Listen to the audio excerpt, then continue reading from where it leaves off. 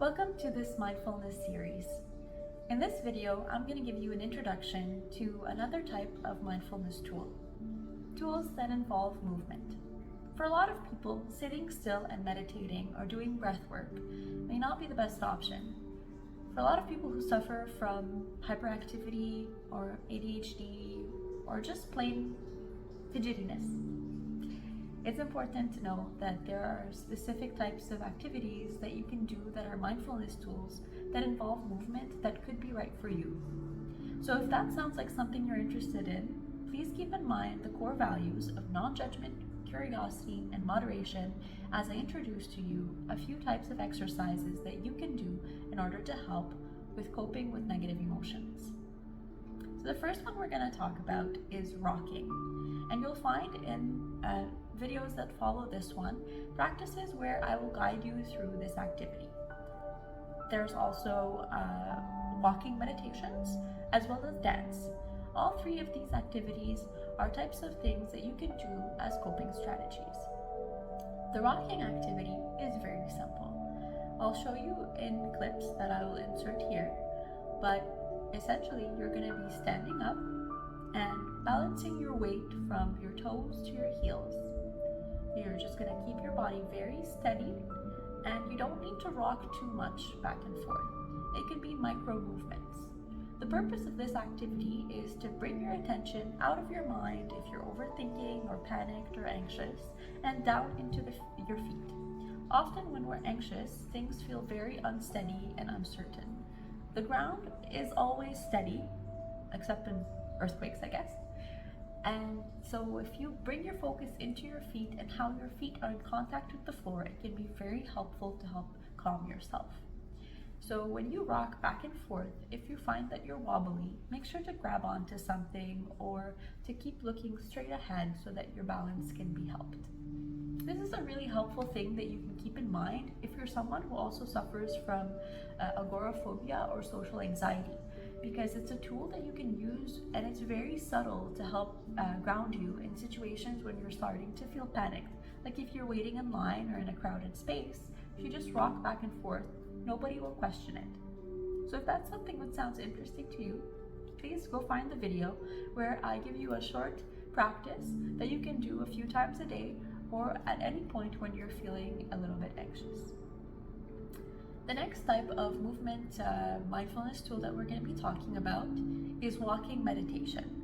Walking meditation is a little bit more involved than the rocking exercise, but it is quite effective as well.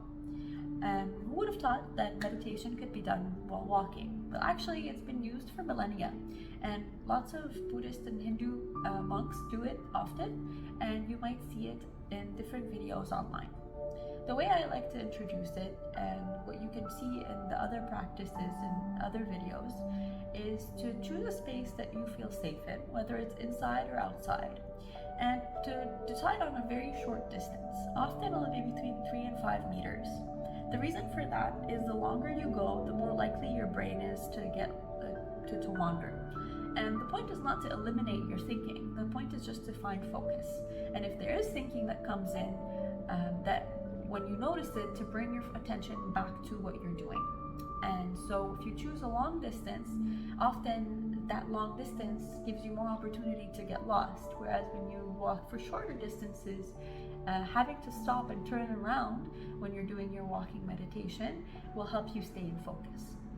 So whenever you do something in walking meditation, you're going to be noting it in your head and remarking on what you're doing. So when you start, you're going to be standing. So what I mean by noting is while you're standing, you just simply say to yourself, standing. Here's what it looks like. So as you're standing, you're noting that you're standing. And then when you start to walk, you tell yourself, walking. I know it seems ridiculous. Trust me, it's useful. And so when you're walking, there are 3 types of walking meditations that you can do. The things that you say in your head change, the actual walking doesn't. So you can do it by noting that when you're taking a step, you're stepping with the right and then the left. So all you say in your mind is right, left, right, left.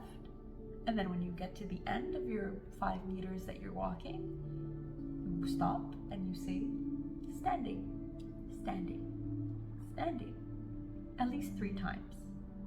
And then as you're turning to face the other way, you say turning, turning, turning.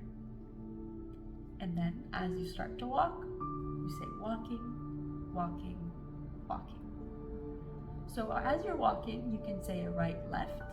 You can also note that you're lifting and settling, lifting and settling.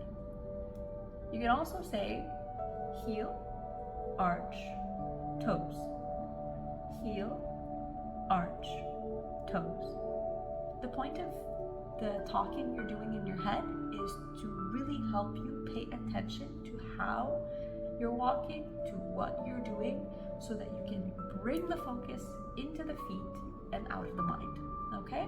So choose one, right or left, lift and settle, or heel, arch, toe. It's really important while you're walking that you take your time. The slower you go, the more effective it'll be, because the more balance you'll need. So if you're someone who needs a mobility aid like a cane or a walker, you can still do this. It just involves a different type of exercise at the same time. But just make sure that if you're doing it and you have some issues with mobility, that you don't push yourself beyond the point where it's comfortable, okay?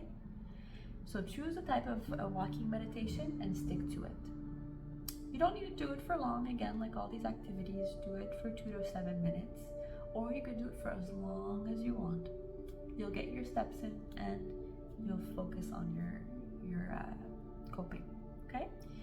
The last type of practice that we have is dance. This one I won't have a video for because it's pretty self-explanatory. Put on some music in a safe space, crank it up.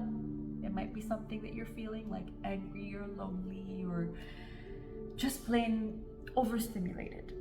Put some music on, close the door, close the lights, and dance like nobody's watching. It can be helpful to put headphones in or earbuds, so that you can fully immerse yourself in the music and just shake it, shake it, shake it.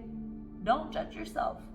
It's just for fun, and it's to get out all that excess energy, all those emotions, so that you can move forward and let those emotions just live. Okay?